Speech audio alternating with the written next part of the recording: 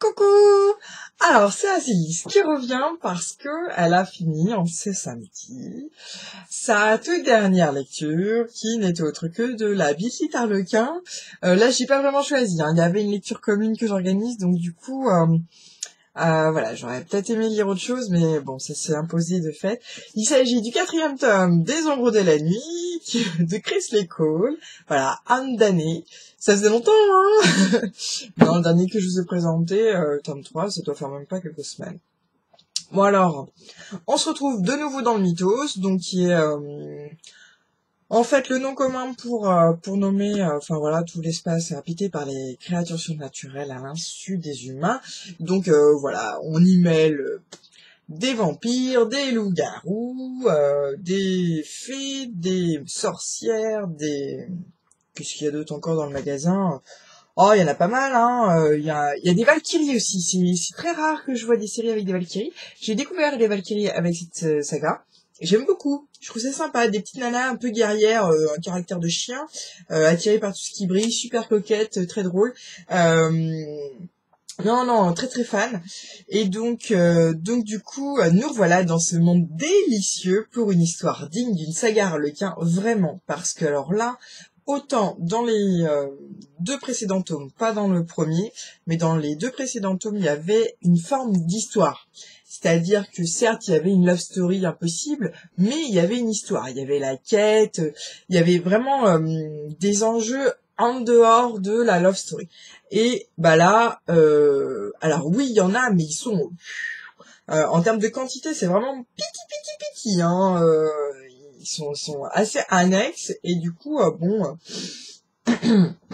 voilà. Donc, la love story en question. Alors, on retrouve un vampire. J'étais impatiente parce que j'avais beaucoup aimé le vampire qui nous était présenté dans le tome 2. Et donc là, il s'agit de son frère, le frère de Bastien, c'est Conrad. Donc dans les frères Worst, donc il y a 4 frères Worst, et là on a Conrad. Donc Conrad qui a choisi de ne pas vivre comme un vampire abstinent. Donc j'adore les nuances. Voilà. Alors t'as les vampires abstinents, donc ils ne boivent pas à la veine, mais au verre.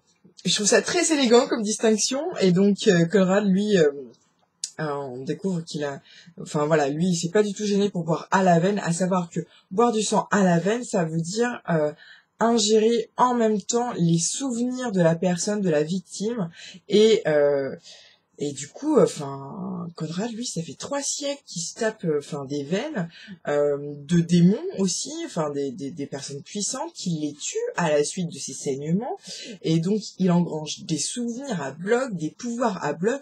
Résultat, c'est devenu un vampire immensément colossalement beau, mais qui a la tête complètement explose. Il a des souvenirs, des flashbacks qui lui viennent paf paf paf, il n'arrive pas à comprendre ce qui se passe. Enfin bref, vous imaginez, c'est un tueur à gages, donc il en a dézingué des dizaines et des dizaines, c'est pas des centaines, et il a tout ça, tout ce petit peuple qui habite, enfin bref, quand on découvre Conrad, il est complètement disjoncté, il est cinglé, le pauvre, il se tape la tête contre les murs, c'est incroyable. Bref, ce petit bonhomme, donc complètement décapsulé de la cafetière, hein. Lui, il se retrouve, donc les 3 frères Worst, donc qui se sont réunis à la fin du tome 2, se décident de prendre leur frère en main et de tout risquer pour le sauver. Ils le kidnappent. Ils le kidnappent, hein, ils s'y mettent à 3, ils sont pas trop de 3, hein, et l'isolent dans un manoir, machin et tout. Et comme de par hasard, Titi Paki va être là, hein? Et ben le hasard, il est hanté par une petite danseuse qui a vu sa fin venir dans le milieu des années 20. Et donc, comme Conrad est immensément puissant avec tous les pouvoirs qu'il a ingérés, il peut la voir. Sauf qu'avec toutes les hallucinations et les souvenirs qui lui dézinguent le cerveau, il pense que c'est pas réel. Oh là là. Et donc c'est un peu dur, hein. Et donc et Naomi, donc la nana, la fantomette en fait, comme il l'appelle affectueusement, elle a bien capté que lui il pouvait la voir et tout. Donc du coup elle habite sa chambre et elle est fascinée par ce vampire. Alors du coup la fantomette, enfin Naomi, elle habite dans ce manoir, mais elle était coincée en fait par celui. Elle peut pas aller au-delà de son domaine. C'est son ancrage spirituel. Elle peut pas aller au-delà. Donc du coup, elle est obligée de rester dans cet espace. Et puis, elle a jamais vraiment découvert toutes les créatures qui peuplent le mythos. Donc du coup, là, elle voit 4 vampires qui débarquent chez elle. Il y en a un qui est plutôt enragé, qui abîme sa maison et tout. Oh, pas gentil. Et du coup, bon, elle se prend un peu l'affection pour eux et tout ça. Et puis bon, elle peut pas s'empêcher de rester dans la chambre de Conrad, bien sûr, parce que il est beau et comme par hasard, il l'attire. Oh là là, mais que va-t-il se passer? Et donc en fait, il y a... Alors c'est assez attendrissant comme histoire, parce que Conrad étant un vampire, donc dans le mythos, dans la série Presley Cole, les vampires, tant qu'ils n'ont pas trouvé leur promise, leur femme élue, pour qui ils pourraient mourir, et une fois qu'ils l'ont, ils sont plus que fidèles, hein. Alors ça, c'est clair que c'est une ode à la fidélité, hein. Ils sont pas polygames, les gars. Une fois qu'ils l'ont, ils la quittent plus. Et je crois qu'elle a pas intérêt de faire l'inverse, parce que c'est pas possible, hein. Là, c'est la guerre mondiale. Donc, une fois tant que les vampires n'ont pas trouvé en fait leur promise, ils ne sont pas animés. C'est-à-dire que le cœur ne bat pas. Vous me direz, bon, pour un vampire en soi, c'est pas trop gênant. Mais sauf que, en fait, tant que le cœur ne bat pas, et tant qu'ils n'ont pas trouvé l'amour, la seule chose qui prévaut pour eux, c'est la soif de sang. Donc c'est des monstres sanguinaires. Ou alors s'ils ont une conscience qui a un peu de poids, ils luttent contre cette soif sans cesse, sans cesse, sans cesse. Et enfin voilà, ils veulent... Enfin, ils deviennent abstinents, c'est à force de courage et de volonté, quoi.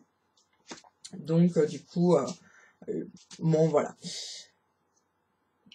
Bah, du coup, comment un fantôme il peut animer le vampire? Parce qu'il est pas vivant, le fantôme. Donc voilà.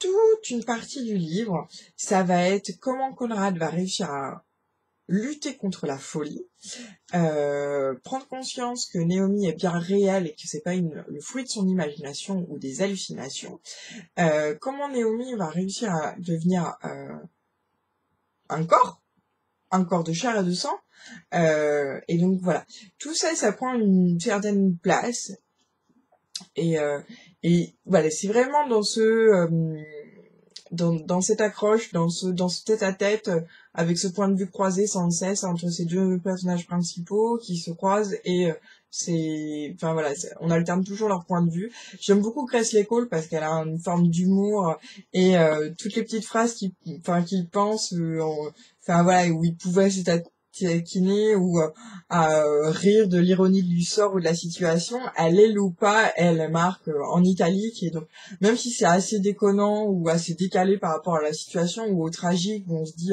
c'est pas possible que quelqu'un... Enfin voilà, le lecteur se le dit, et c'est comme si Presley Cole, elle admettait quelque part que ce qu'elle écrit, c'est vraiment parfois un peu du burlesque, et là, enfin voilà. Donc j'aime bien parce que l'auteur n'a pas la prétention de nous livrer une histoire d'amour pure, véridique et véritable, sincère et profonde. C'est vraiment du divertissement, tout simplement, et ça va pas chercher plus loin, et j'aime bien parce que je trouve que l'objectif est assez réussi, et les personnages, ils arrivent à être touchants parce qu'ils sont toujours complexes, et donc ah oui, le truc de Conrad que je voulais vous dire, c'est que comme il n'avait pas été animé pendant 300 ans, eh ben il est plus sur le garçon, donc je vous laisse imaginer un peu la bombe. Bref, voilà. Passons. Inutile de dire que c'est une lecture pour adultes, hein. Je peux préciser, mais bon, ça me semblait un peu collé de source. Je le dis quand même au passage. Donc voilà, pour cette saga, je me suis un peu posé la question de faire une chronique vidéo parce que y a pas grand chose à dire, et ça se consomme, ça se lit, ça s'oublie, et puis c'est très sympa, c'est très fun. Je suis un peu désolée pour l'accent. J'en ai pas vraiment, normalement j'en ai pas, mais j'ai tendance à m'imprégner des gens qui m'entourent, et aujourd'hui j'avais des gens avec un accent du sud, et du coup je fais éponge. Donc, à ciao, à très bientôt. N'hésitez pas à regarder la vidéo vos souhaits pour Azealis Pictures parce que voilà, je fais un sondage et toutes les personnes qui veulent dire ce qu'elles souhaitent voir sur la chaîne ou ce qu'elles aimeraient me voir partager, voilà, vous laissez un com sur cette vidéo, donc vos souhaits pour Azealis Pictures. Moi, je vous laisse avec cette chronique. Vous pouvez laisser des commentaires, ça me fait toujours très très plaisir. Et puis à très bientôt pour une autre lecture. Ciao.